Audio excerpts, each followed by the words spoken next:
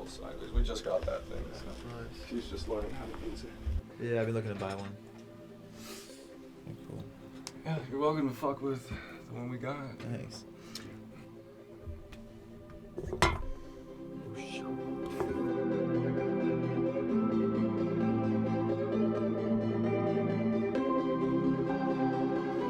How old are you?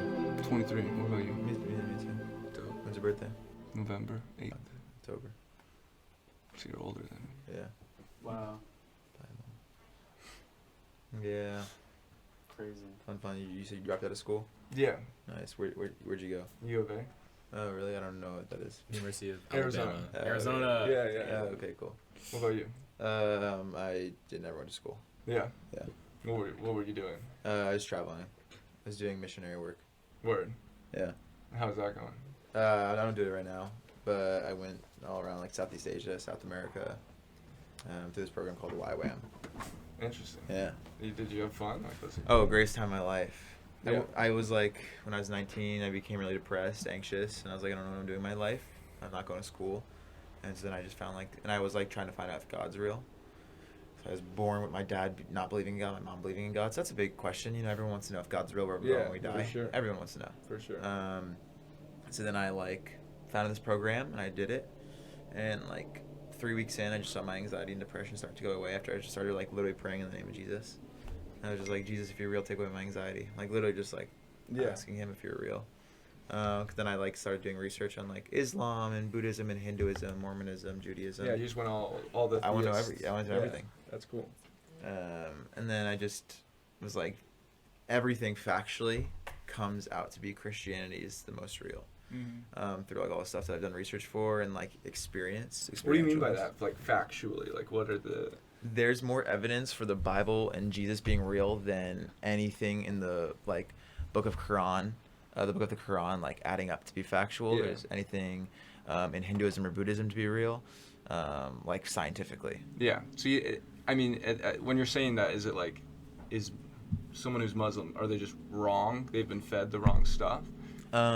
I believe oftentimes that it is a big thing where we're born that we'll believe, right? That makes sense? Yeah. If you're born in America, you're most likely going to be Catholic or Christian or atheist. Right. If you're born in the Middle East, you're most likely to be Muslim. If you're born in Southeast Asia, you're most likely to be Buddhist. I do believe, as a Christian, just like a Muslim would believe to a Christian, I do believe that Christianity is the one true. I'm not going to say religion because I don't believe it's religious. I don't believe it's religion. With the one true belief.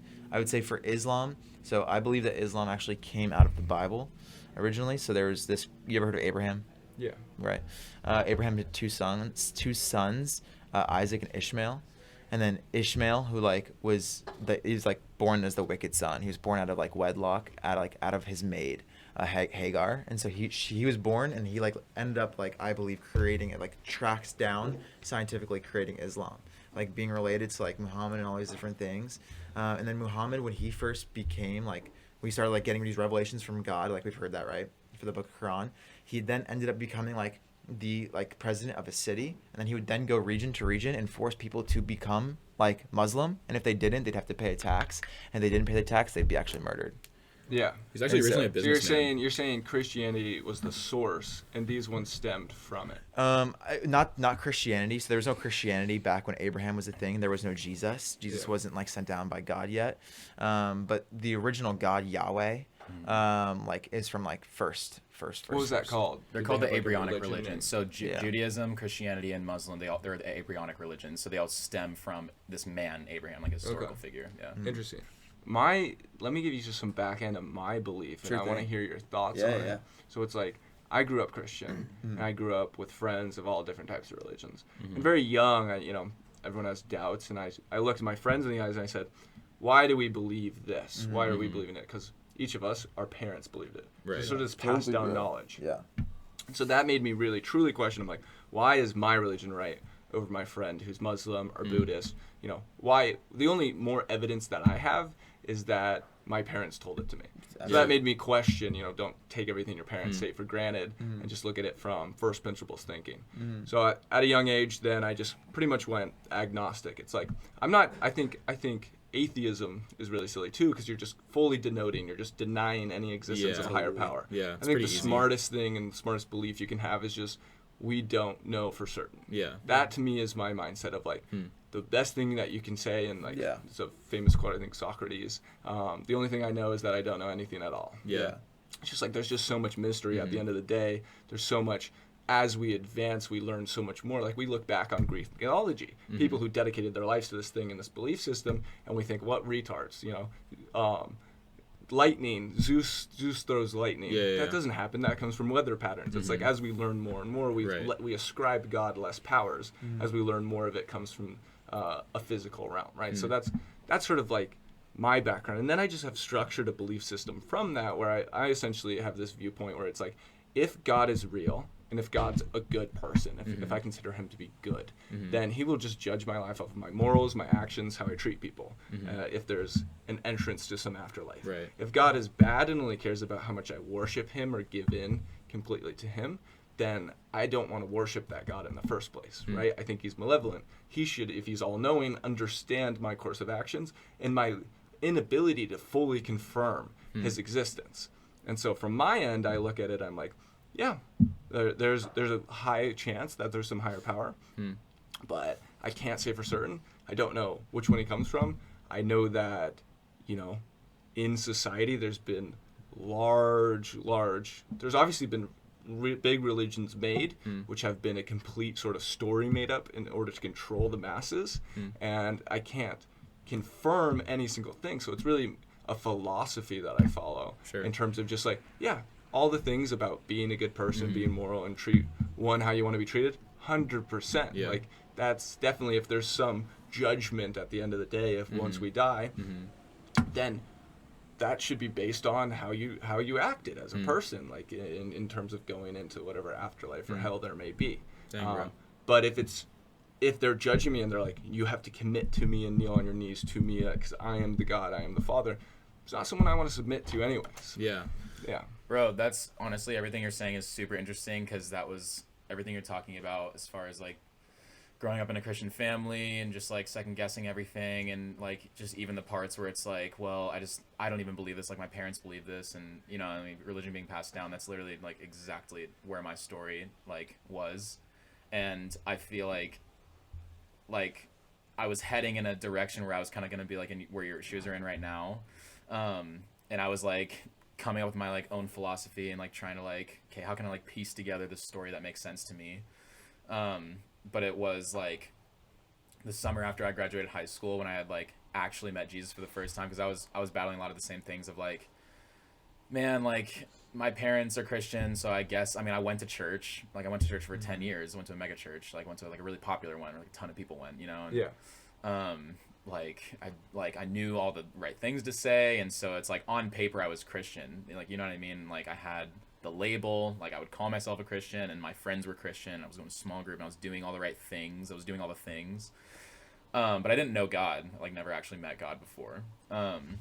And so the summer after high school, I had a very specific, like really specific night where I basically was I went to this Christian like summer camp, but not to like meet God. Like I went because like my friends were going. Yeah. And I was just like, man, It's like fun. They do like paintball stuff. Oh, it's so yeah, fun, so dude. hype. I went So to one fun. called UCYC, I remember. Okay. Okay, much fun. cool. Yeah. Okay, yeah. And I knelt in a bathroom and gave myself to God there. Yeah, Because totally. It's a really powerful, like they do a really solid job of like making it really spiritual and like meaningful. Yeah. No, seriously, it's interesting how many people have like gone to a youth camp and like experienced God, but it just doesn't really last too long. Like after that, like I just know of so many people who have like been to a summer camp and like had this really insane experience or whatever, but then it just, there wasn't any like longevity to it or any like real roots like dug in. That's me for sure. Dude, so sad. Like man, because I had been to like summer camps before, and I had like emotional experiences before. Like I've gone to a summer camp and like unexplainably was like crying. I'm like, what is this? And like no answers, like whatever. So then I keep going to like, okay, right after it's like senior year, I'm going to like this summer camp because my friends are going. It's like my last chance because I'm going to college. So like I'm not gonna be able to. Yeah. I'm gonna be able to go one of these ever again. So I went, and there's this guest pastor, and he was sharing the story about the I'm sure you've heard it because you grew up in like the church, but it's like the prodigal son. Yeah. Okay, sort so of yeah, familiar, like totally kind of jog forgotten. the memory. Yeah, so Yeah. basically, Jesus, when he was teaching, he told this story. It's like a parable. He would use like a story to help like hit a home run on an idea that he was trying to teach people. Yeah. And so basically the story goes is that there was this guy. He was like wealthy. He had like servants and stuff, and he had tons of money. And basically how it worked back then is that like once the father died in like a Jewish context, like his like inheritance, his sons would like inherit it. So this guy in particular had like two sons, and one of them was just super impatient. Like he basically was like, "Hey dad, like I don't want to wait for you to die. Like I just want my inheritance now. So like let me have my piece of the pie. Like because you're dead to me. Like I don't care for you. Like you know what I mean." Sure. So the dad like was chill, I guess, and he was just like, "Yeah, okay." He just like gives him like whatever it was. I mean, I don't know what a whole like fat percentage Good of amount his of money. assets. That's Yeah, true. like just gave it all to him. So it could have been like, I don't even know what it was. I don't know what it would have been in a Jewish community, but just think like, if your dad was worth $2 million, like gave him like, maybe $500,000 or something, Sure. Sure. So the kid runs off to another country, like prostitutes, drinking, partying, like just squanders all the money, like just totally wastes it. Right. And there's like a famine that comes on the country on top of that. So imagine like you like spend all your money and then there's like 2008 happens, like a massive recession, and so it's like he can't even get a job at this point. So he's working at this like pig stable, and it says because it's like the only job he could get. It was so lowly to like be working at a pig stable. It was like so gross, and so it says that he like looked at the pig slop. This is how hungry he was. Like the Bible says that he was like looking at the pig slop and he longed to stuff himself with it because he was so hungry and nothing. Like he had nothing in his life. So the guy that's at the summer, he's speaking, he's telling this story in the Bible to all the students that were there. Right. And so he kind of like is telling what I'm telling you right now, and then he pauses and he's like, I wonder who here has been like so hungry for just like real food, like real bread, like real sustenance, and they've been saying no to it for so, like rejecting it for so long. Now they're so hungry that they're willing to eat trash instead. Yeah. And so he kind of like drew it out. He's like, so what I'm saying is like some people, like God is like offering his love to you, like, and he's been chasing after your whole life, and you've been rejecting it when like knowing God and having a relationship with God is like bread. It's bread that you need to eat daily for like nourishment. And so you've been rejecting it for so long that you're so hungry that now like this trash, like drinking, smoking, like getting just like absolutely like blackout, relationship after relationship, like whatever. So to me, I love what you're talking about in terms of like the effect of having that relationship with God. Yeah. To me, that's having a relationship with a deeper purpose. Sure. And meaning and thing that drives you, right? Mm-hmm. You said for you, it like helped your anxiety and you just could believe and give yourself. I'm envious of that, like in all honesty, because I simply couldn't completely give in to all these other sort of facts to myself of like just the unknowing. Sure. So it's like I'm envious of the fact of being able just to be like, I wished, because my mom and dad were Christian. Right.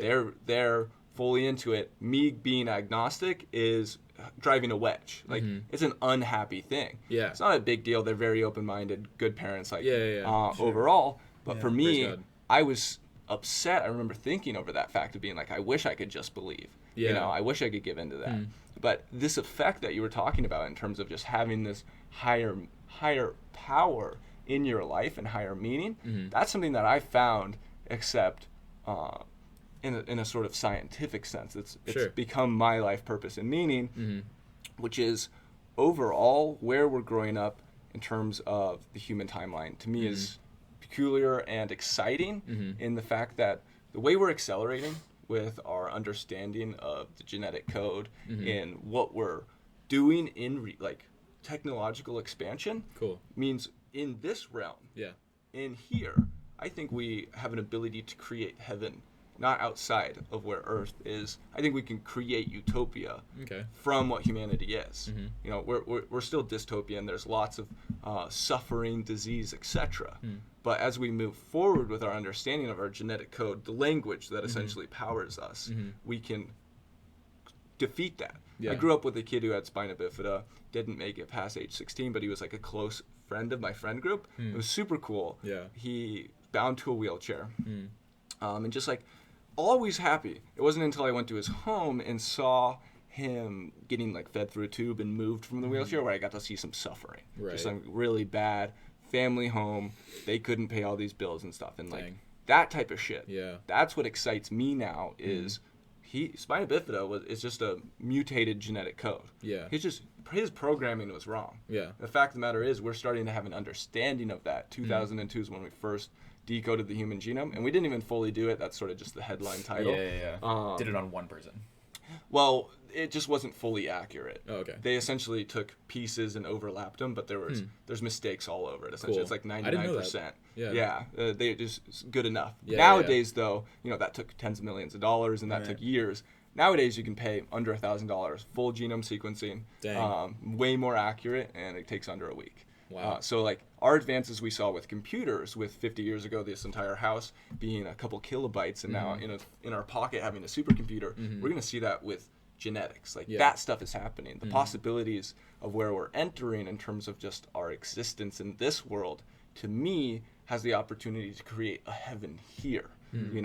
And to me, that's the most exciting thing. That's actionable, because I think that's the big thing that hit for me when I come from, all my family's engineers, and so it's like optimality.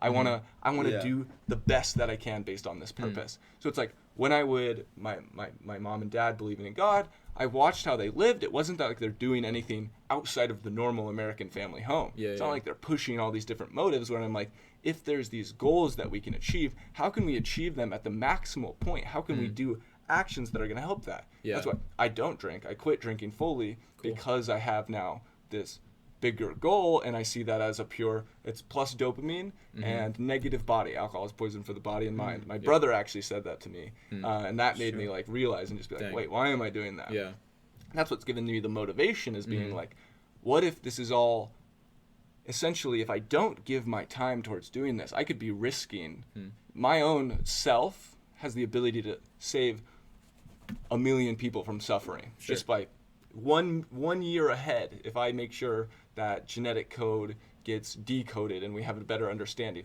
This butterfly effect thing is like the realest thing in the world to me, and I've just now watched it happen in my own personal life through then pushing for growth and obtaining more leverage and capital in the world, because that's what you need to get change to happen, right? And so that to me has been my religion in a sense, is following that path. And I did brand it under a name, because I think that's an important thing too. It's like, if I want to make the most amount of gummy bears, I can go and I can dedicate myself to making gummy bears. I can even make a gummy bear machine for myself. But it's a lot more powerful for me to go and convince 10 other people that it's worth their lives to dedicate to making gummy bears too. Then I have, and that's why I put it under a brand and a name. It's because this philosophy, at the end of the day, I think all the points that I've brought up are still rational. I'm not denying any existence of a God or higher power. I'm just saying that God or higher power should understand and accept me for wanting to go after this. I see real world suffering, and what Christianity and that, following that religion, lacked for me, and what still had me be depressed, was this lack of like, what do I do now?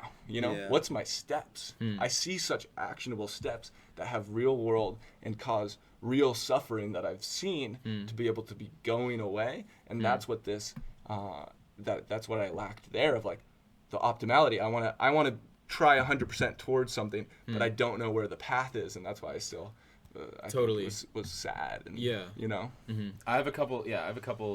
That is so cool, by the way. I thought that was really dope. I like a lot of what you said. I guess I have a question. Like, so would you say that you're kind of like, you have a lot of faith in like technology or like human advancement, or like what would you say like your faith is like put in when you're talking about like genetics and just like growth and helping people? Like what is your like faith actually like set in? I'd say I have a faith in the future, that's everything happens for a reason type of deal, is more of a faith that I've come towards. And maybe that's a belief that just does make me feel good at times. When bad shit happens, I'm like, oh, this had a good reason for it. And I have a faith in there being possibly a greater plan for life, and that possibly being part of the plan of realizing it and building, what would heaven even look like? Like, to me, what would that, I've thought about that a lot and talked about it even in groups when I was younger. I remember in church camp and these different things. Yeah. Like, what would it actually be like? And people talk about, like, oh, I'd like to have my own world of people. Like, I'll build them like if you ever play Spore and stuff. Like, that would be super cool. Yeah. Funnily enough, if you think about it, the possibilities of inside of this realm, like, eventually you might be able to do that. We might be some alien Spore creation too, who had already done that and is then planted humanity down here to learn. And to me, this other real fact of life is this law of duality, right? You can't have one thing without the other. It's just impossible. And to me, it would be impossible to be born into heaven. You can't be born into heaven because you need to first understand dystopia to know what utopia is like. You need to know what bad is to know what good is.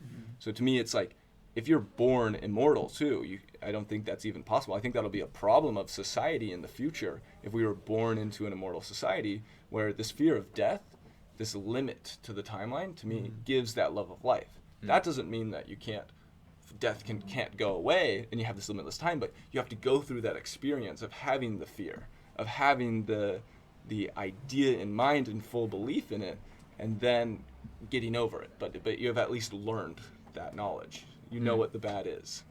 Totally. Yeah, I guess like what I was thinking in terms of like, because I was like, man, yeah, that is so cool that like, man, we couldn't do open heart surgery until this past century, or just like things like that. Like, how many lives have been saved by technology? You know? Yeah. It's so cool, and it's like, man, like it really does give you like hope for the future. And I was just kind of like reflecting on it, just like as you were talking, but then I was like, yeah, but wait a minute, like, the more technology advances, it seems like as much good is definitely coming into the world, and lives are getting saved, and people are like, the quality of life is better than it's ever been for some people. Yeah. Like there's also like so much suffering that comes with that. For sure. And even with the internet, it's like, man, like how much good has come out of the internet? Like everything's so streamlined. Like when the internet was becoming popular, people were like, okay, cool, we're hitting like the event horizon like of technology where it's like we're just gonna shoot. It took us like tens of thousands of years to make a wheel. But now after the internet, it's like we're like by the day new like groundbreaking things are happening. The interconnectivity of humanity is really intense at this point. And there's so many good things that have come out of the internet, and all I have to do is scroll through Instagram or Reddit. I think the fact of the matter is any tool that's created that has benefits will always have a con. Every strength has a weakness, and every weakness has a strength. When we made spears, we could kill animals better, but we could also kill each other easier. Sure. So it's like, I don't think it's possible to have some advancement without this overarching negative thing. One exciting thing to me, if you guys know, like, familiar AI, like that's a big talk these days of like our advances with that. You know what GPT-3 is? I forget what it stands for, but it's made by OpenAI, and Musk is a part of that company, or at least invests in it. And they've created this processor, which essentially, if I'm on a computer and I'm in a chat room with two different people, one's a robot and one's a person. Now GPT-3 is good enough that I cannot say shit and be able to tell. That's called the Turing test. It passes this Turing test. So this rise of AI, this rise of technology is really real. And it's almost as if we could create our own god or superpower in this reality that would have pure reign over everything. At the end of the day, people like to think of humans as we have free will, and a cow is an automaton. It has input in, input out. It can't really decide what it does. The fact of the matter is, we're not that much different from a cow. A lot of our conscious actions are done subconsciously. That's why everyone has a problem with social media nowadays. It's a dopamine cocktail. We evolved or at least right now, have this thing in us, which is like get the most amount of dopamine with the least amount of calories. Because prior to having all these artificial sources of dopamine, it made sense. It was fine when there was just berry bushes and hogs and tribes. This is our old operating system. Operating in this new age is not really working as well at the end of the day. Totally. Yeah.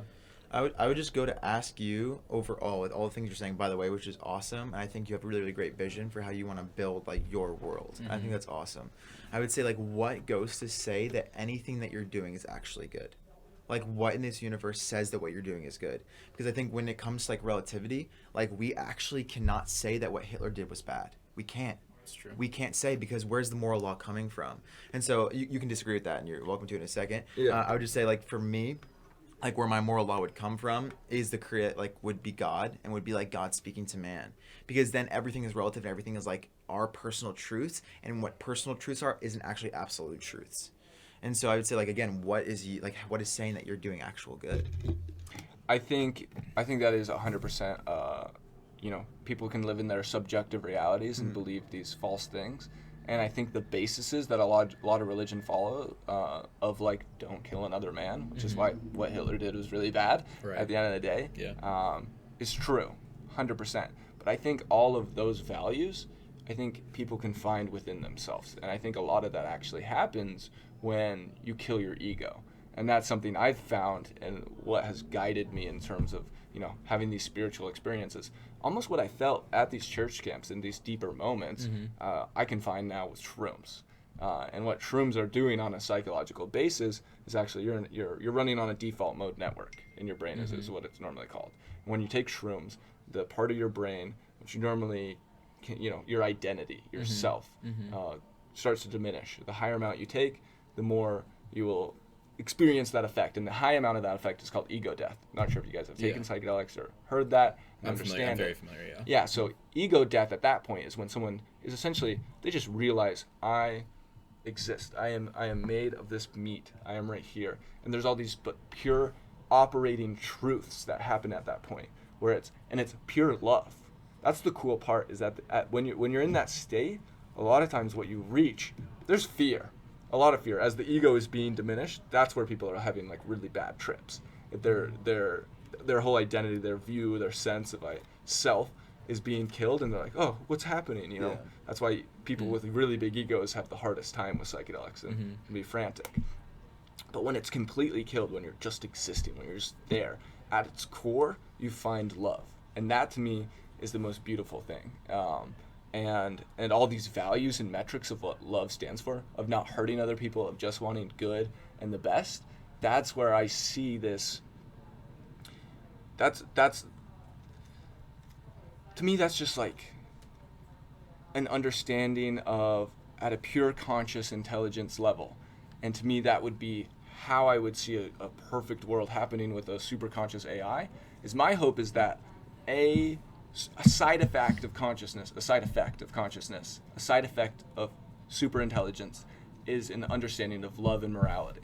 That there's this base level of just, in terms of any super intelligent AI, that we became conscious of itself and self-awareness, and at that base core that one would experience is when they take away the ego part of the brain and basically just become a supercomputer. At that point, when you're on the psychedelics, you're just a supercomputer computing reality in its purest sense, and it's all love, and that's reiterated by plenty of people who have taken psychedelics and got to that ego death.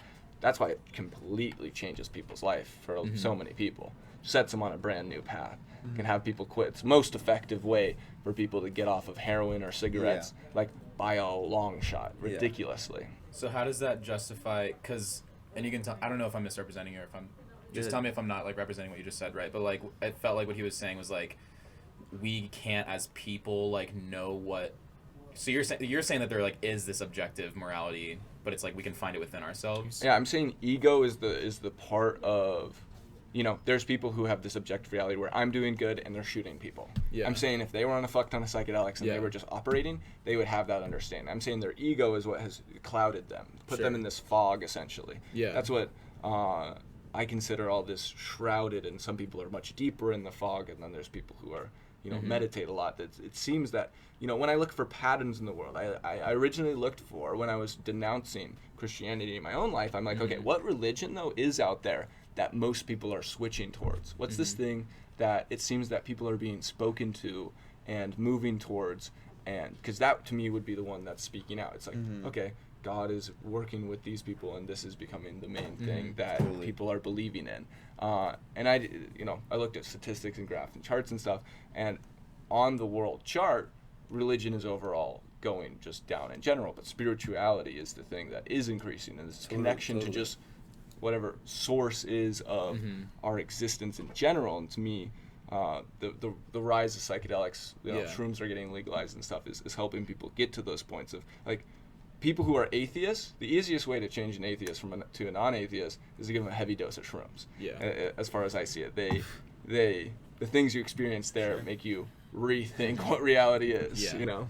Yeah. Well, I think you're kind of getting back into what I was like starting to say was that like I feel like if you're finding an objective truth but it's within yourself, I feel like that's what in essence makes something subjective, is when it's like this is like my objective truth is subjective because it's like I'm saying it and this is my own experience and it's my truth, and like this is a very popular thing, which is why even like the fact that Frank earlier was like, yeah, like Christianity, like because I believe I'm a Christian, I believe that Christianity is right. I would say that like Islam is like wrong, and that's so offensive to say today. But it's such like and it goes along with what you're saying is like spirituality is becoming so popular that like, and it's a lot of it is like, yeah, well, it's just like your own truth, and it's like, man, just like, yeah, you guys do your own thing. All the religions are right in their own way. And that was like a very recent thing. Like it always used to be like people like believe what they believe, and it's like they like believe it's the objective truth. But what he was like really getting at was like, man, like how could we be the ones that decides like what's objective? Like there needs to be somebody that exists like beyond our human understanding that would have to set like these things in place, because if it's just what people think and like right, like why people say like, oh, then what Hitler said wasn't wrong, like if you really break it down, like the reason is because like if we have our own truth, like by your own language, like Hitler would have said like, well, I found the objective truth within myself that it's okay to kill 6 million 11 million people. Sure. You know what I mean, or 100%. whatever the statistic is. And so like it's that's when it even becomes problematic, I would say, even to say like what is the fastest growing thought philosophy of the day, that's probably the right one, or that's the one that I'm interested in following, whichever one is like the most popular, because like if you lived in Germany, and I think it's such a cop out to like use the Hitler Nazi example all the time. These are absolutely good points. Yeah, So, but they're fun. But it's such a cheap But move use to it, be like use it, Hitler, yeah, because it's such an extreme. But just to finish my But thought, it's a good I'll way finish just to with put it. it in Yeah. perspective. It's if you were living in like Nazi Germany, it was becoming increasingly popular to like hate Jewish people, like and just as a side note, like not all not all German people were Nazis. Like there was a Nazi party and there was German people who were Nazis. So let's think about it like going from the path. The Bible was written through men by God speaking to these men, right? Mm-hmm. Yeah. And to me, that's them connecting to source, right? That's them having these deep spiritual experiences and writing, then there's the narrative that it was actually just God's word being written down. And I just go and question, what does that actually look like when it's God's words being written down? Mm-hmm. Where are they actually pulling that information from? Is that information just not within all of us at this base operating core? And could we have this as a collective reality? I think there are things as a collective humanity. Currently, that's how morality is decided, just simply as a collective humanity. And it changes over time completely. That's why we have all these things being canceled now, as we're getting more and more like, wait, that's hurting people, that's bad. And the needle moves all over the place at the end of the day. But I think over time, there is truth to, and there's 2 books recommended by Bill Gates that I forget the name of, that are great, but I can pull them up for you later. Totally. One's called The Better Angels of Our Nature, and one's called Factfulness. These 2 books are just statistics about different things of suffering, murder rates, death rates, everything. And just in terms of, you look strictly at suicide, that one's getting worse. Yeah. If you look at the overall amount of suffering in humanity, over time and really, really recently, everything's getting better and better and better, like on the average scale. Sure. And so to me, it's like we are moving towards that. We are becoming more interconnected. And now I don't think a World War III could ever really happen. I think we see 50 people die in a video, and that's, because of the interconnectivity of humanity, that's such a catastrophe because everyone gets to witness it. To me, Nazi Germany could never happen again because of iPhones and connectivity. People's understanding of all humans are, we're all pretty much the same. We're all the same people here. And to me, and that's another just interesting thought, is if you think about us, we as a human have neurons in our brain which transfer information and fire, which brings our thought forward. And as a humanity, if you think of every human as a neuron in our collective brain, which are inputting and outputting. That's I got it. 200 years ago, we had the speed of our brain as being a horse or sailboat. And now we have the speed of light, as fast as information can be transferred through our phones. We're so interconnected now. 13 years ago, the iPhone was invented. And that's the interconnectivity of ourselves is really, really powerful. And overall, things are getting better. And I think we are utilizing, in that sense, a collective truth that we're all just pulling. Like, there's a collective morality that we agree with. Don't kill people. There's these bases, and I think these things are mainly coming from people's just understanding of reality. This isn't being pulled from some different source. It's sort of just everyone's understanding of being here and just loving one another. And that's what I see as being a way to all of humanity deciding what is best and what is right. Totally. I would still just personally say there'd have to be a moral lawmaker. Because, like, again, I think it's so easy How about to derail. how about that artificial intelligence I talked about? We're the moral lawmakers for the artificial intelligence. No. The artificial intelligence writes its own code. That's what it's reaching a point, and will reach a point, where there's a super intelligence who functions outside of humanity. In fact, there's people who already believe that is existing, and that's what's been pulling the strings. And there's people who believe there's, call it a conspiracy theory, that given there's this artificial intelligence which wants more data and control over the future of humanity, what would it do? How would it get a lot more people to be inside and be on their phones? This coronavirus could be a function of making that happen type deal. Some people believe it created Bitcoin because there's no Bitcoin creators, so it's like, and that's pooling all the world's resources. Obviously a ridiculous, crazy idea at surface level, but I think the idea and notion of the fact that given the amount of computing power out there in the world, that it's not impossible that there is some supercomputer which could completely pull strings the same way we can control a dog and spin it in a circle and teach it fetch. We are not that much more complicated in that sense to some super intelligence, and it can pull our strings and kind of control what we're doing. Yeah, but the thing about AI though does have an origin, because computers are only 50 years old probably, or I don't know when the first computer was ever made, like whatever, the 40s, 50, it doesn't matter. Even if it was 1,000 years old, like let's like even theoretically say computers have been around for 1,000 years. AI maybe came across 500 years ago. Like, even if that was the case, the problem is like before that we still had like our own moral ideas. We said this is moral, this is not moral, and we just simply can't be like a subjective thing, because that's what gives like, again, like Hitler permission to like kill Jews. And like it's because like if morality is subjective, then you'd have to say like, hey, he was justified because enough people believed him, and that the collective Germany, like if you lived in Germany, like the collective humanity just said that was okay, so it just was. But like we know that it wasn't. But my question to you guys is what you're believing you said it's not a religion. So it's definitely religion. By technical term, By you look at a technical dictionary, term. But what we believe is fully just relationship with Jesus. Yeah. And so I would never like consider myself Catholic. I would never consider myself like Baptist, Lutheran, like a Methodist, all these things, because like I just follow and believe what the Bible talks about. And what I see the Bible as is like one love letter from God to his people.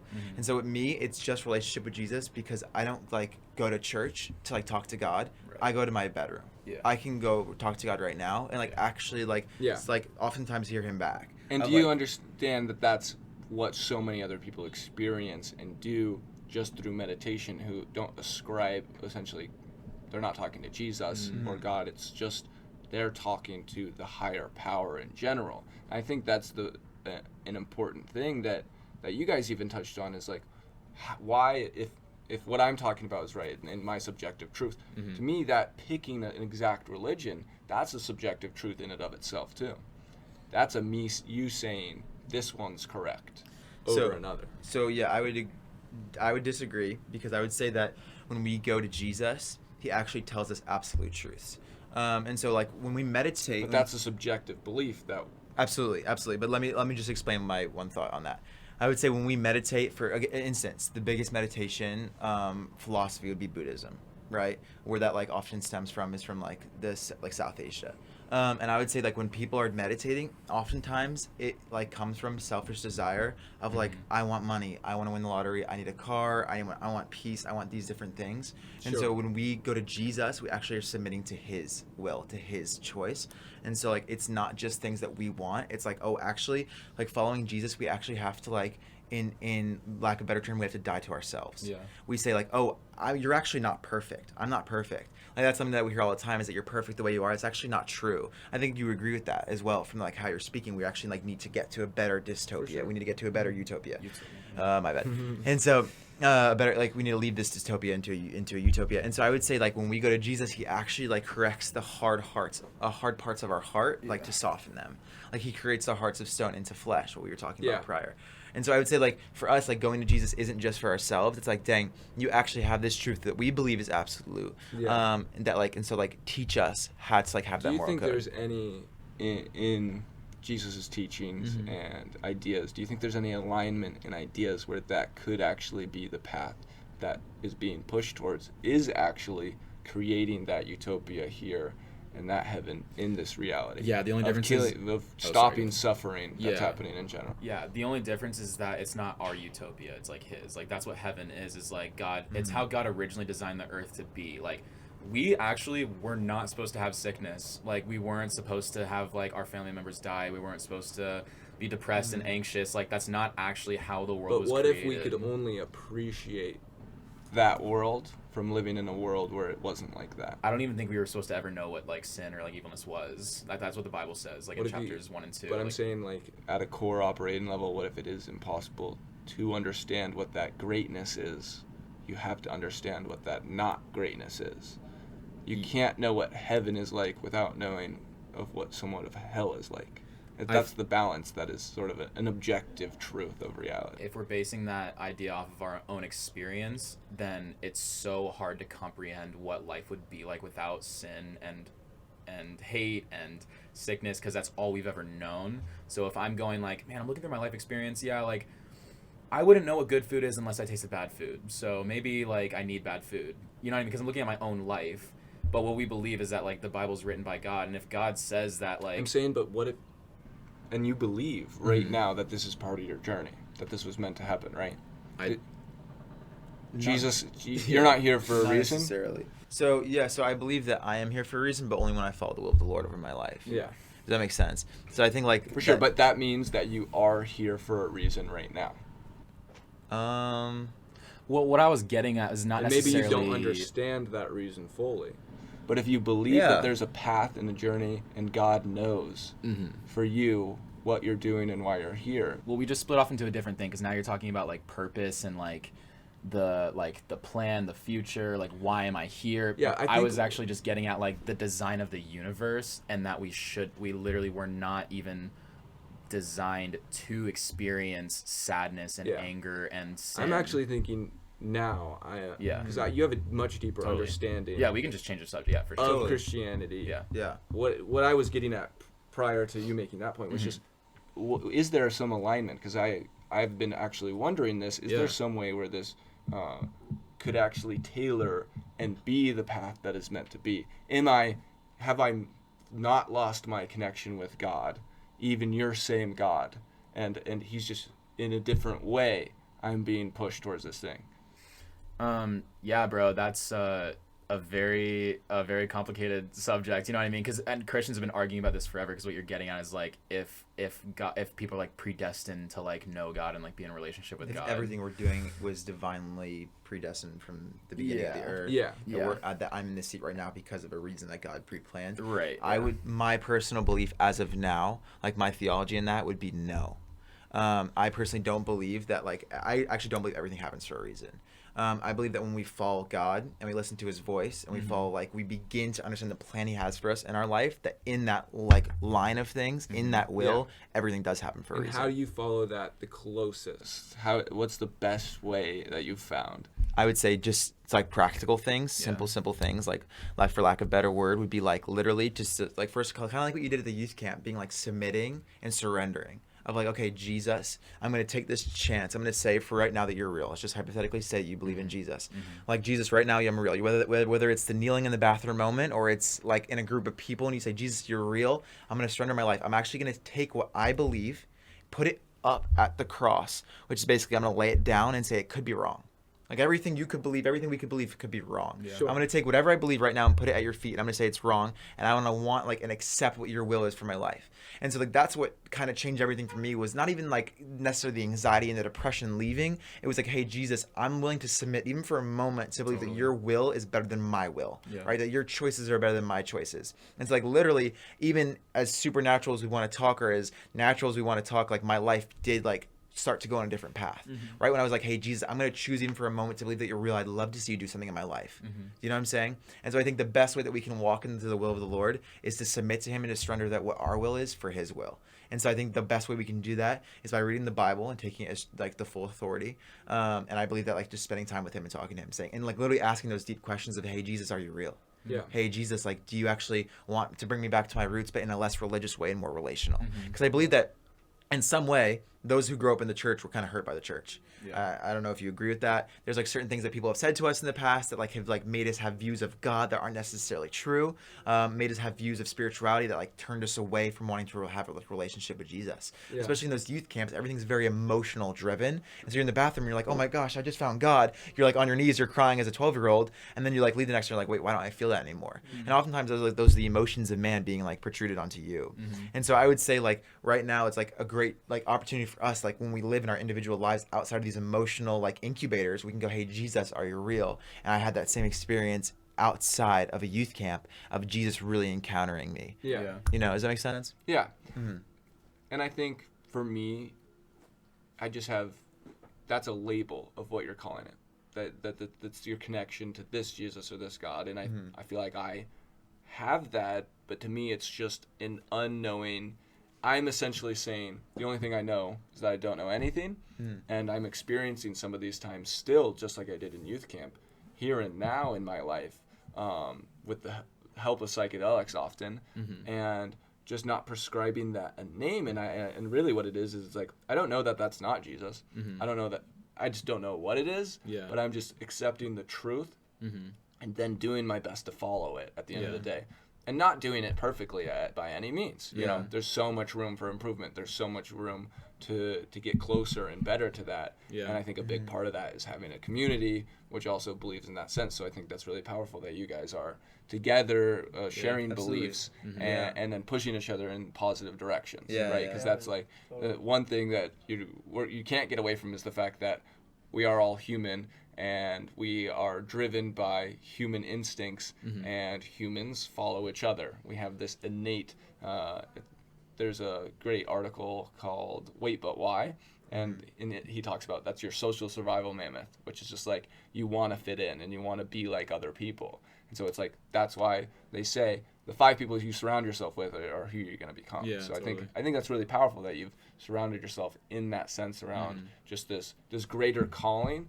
I respect that highly in general because I think so many people are lacking a purpose in general.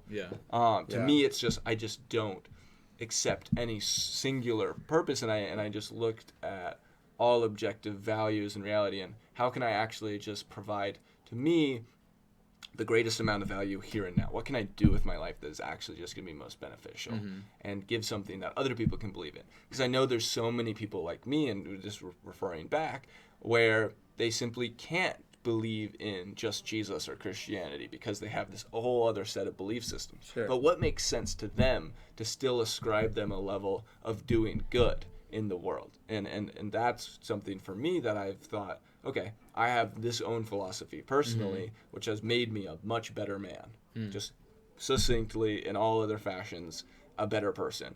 It gives me the reason and purpose to not drink, to not do negative things, because there's so much I can do to help. And how can I get that mindset and knowledge towards more people who also just have a hard time accepting Jesus? It's to me still a way for them to connect and to get deep and to learn and look at themselves and look at their actions and what they're actually doing with a different label. And to me, it's the labels that are confusing people. And rather, I think how I see it is just what truth can we collectively agree on what's good, and what can we do to help make that happen. Yeah. And again, I think my opinion on that would be like, I don't care about collective truth. Yeah. I want to, no matter what. And like you said, You care more about subjective truth, right? But that's what you denoted earlier. But I want to find no matter what, even That's like, selfish to me. How so? I see it as selfish because it's denying collective truth. But collective truth might not. You're saying ever be I absolute. am smarter than everybody else. Historically, collective truth though has been wrong. Like historically, so many times. I think we always, as a collective, are getting closer to that truth, and that's why I referenced those books about how, as a collective, we are, in all senses, getting better and better towards utopia. Like, Oh, sure. and And we used to skin heads a few hundred years ago. You know, Absolutely. Still do. And well, that's what I would say is like that truth that we're getting closer to. I believe that's where Jesus is. Yeah. And so I would say like everything that we're trying to accomplish as a human, like as a society, alone without God, Yeah. is something that God would make a lot easier. I'm saying, do you have an acceptance? Because essentially, I'm saying I accept that as your truth, and I think that's powerful. And I think just for people to have a purpose and some meaning to get towards that, I think we all want to go to the same place. Yeah, we want joy. Yeah. We want freedom and joy in our lives. In heaven, and just Yeah. less suffering Absolutely. and love. I think love is the thing that is optimizing for at the end. And I think then do you denounce or do you not denounce then the other viewpoints people have, or if they are still ascribing towards love just in their own way, in their own subjective truth, but they're pushing and trying and having a connection with their own form of Jesus or God. Do you see that as that's acceptable? Or I don't denounce it all, and I totally respect other religions and beliefs and philosophies. I just want to my question to that would be, is what you're believing producing good fruit in your life? Is it sustainable? Is it everlasting? Does that make sense? Yeah. Because I don't think I think my mindset is more everlasting than I've ever heard of anyone else's, given the fact that I literally want humanity just to continue to exist in this realm.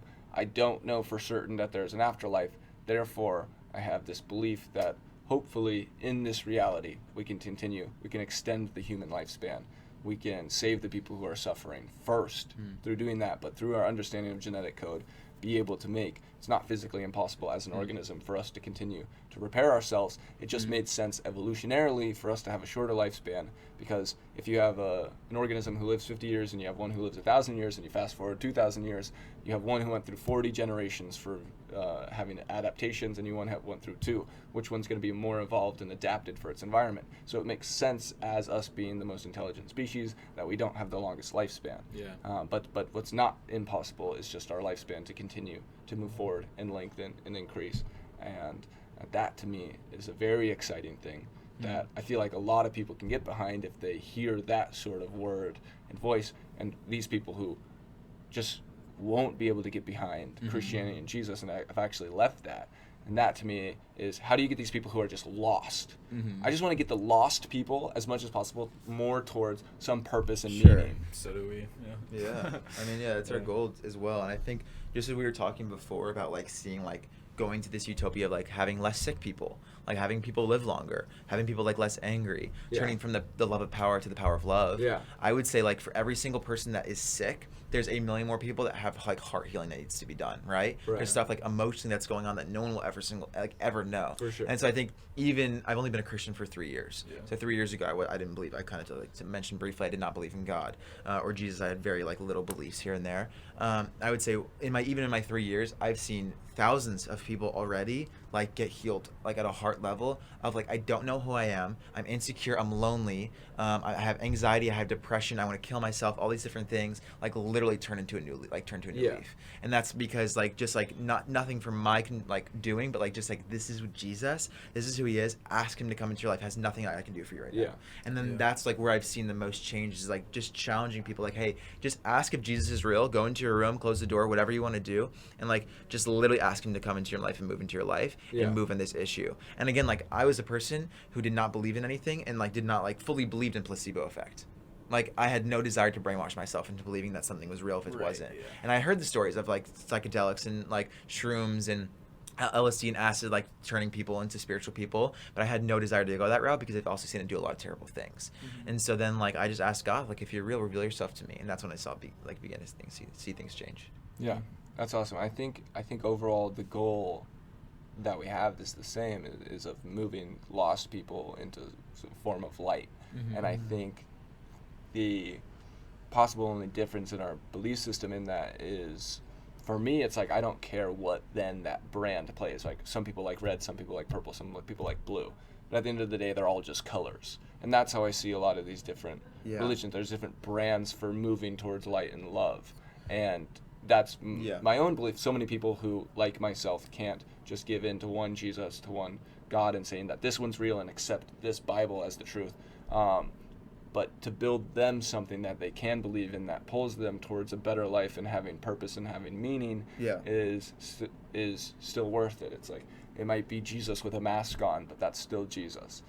Can I say one more thing? Yeah. I think what you said is good. I would go to say this. So I think the difference between our beliefs and your belief is that we have really the same goal. Like you said, we want to see people that are lost become found. Yeah. Essentially. I would say the difference is that we want to do it with not ourselves, but with the creator of the world, and you have more of the weight on your shoulders, right? Let's hypothetically say you're a one-man team. You're doing all this whole like operation by yourself. You're not doing it by yourself. Sure, you have like some team, you have some community, but I would say like, when are you gonna fall? Like, there's a chance you do fall. There's a chance we do fall, right? That's what I'm saying. And I think it's like, it's not up to us. Like, we get to like partner with the creator to see heaven come to earth. I believe with your philosophy of heaven coming to earth. I believe that we can have heaven on earth. And I believe that's what telling people about Jesus and seeing actual healing in that moment. Yeah. And so I was saying like say let's say you're 20 years in, right? You've created communities. What's his name was talking about before, like creating like communities and different people and people coming together. You're seeing actual healing. There's new programs that can heal people. And all of a sudden, It doesn't fall without me. If I go away, everything exists without me, and that's the important part. And that's the difference between a cult and a religion. Is a cult has a leader, right? And a religion is a cult with time, because the leader dies, and if the cult continues forward, then it's just a religion. And so that's from the beginning. I don't associate with myself as like the entity of these things. I don't have my face on.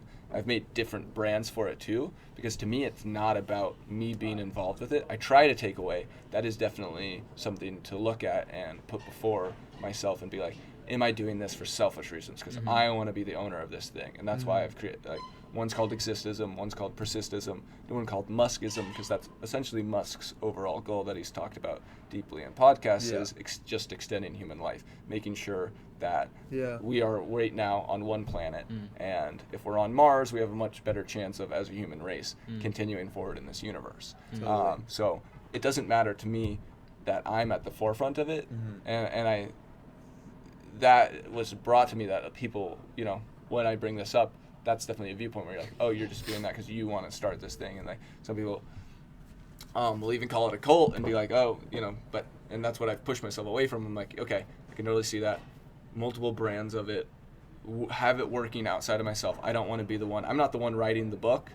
I want to just, I've reached this point. I've gotten this knowledge, and not sharing it with other people, I think, would be a disgrace, because it's helped me, right? Sure. So that's where my mindset comes from, and I definitely need more help in terms of looking at everything I'm doing and making sure that what I'm doing is the best, that I'm running optimally, and that's definitely my hope here too, and I'm happy to listen and tell you about more things that I'm doing, and hear about, okay, maybe how I could do things differently, and how we could collaborate in terms of getting more people who are lost to be found in some form. And so overall, I think that's great that you guys are on that wavelength of just having some higher purpose and meaning. That to me is the biggest tragedy of where we're at now, is a lack of meaning in people's lives. And that is the hardest thing to fathom. And that's when you get into a bad place. When you get into a bad place and you have meaning, it's just part of the bad, it's part of the path. When you get in a bad place and you have no meaning, that's when people want to just die and kill themselves. And that's the biggest tragedy that I think we're facing now. Yeah, totally. Yeah. Cool. This was good. Yeah. First podcast. Got deep. An hour long. I think I'm going to call it Let's Get Deep. That's good. There we go. Why not? Let's get deep. Yeah, man. That was wonderful.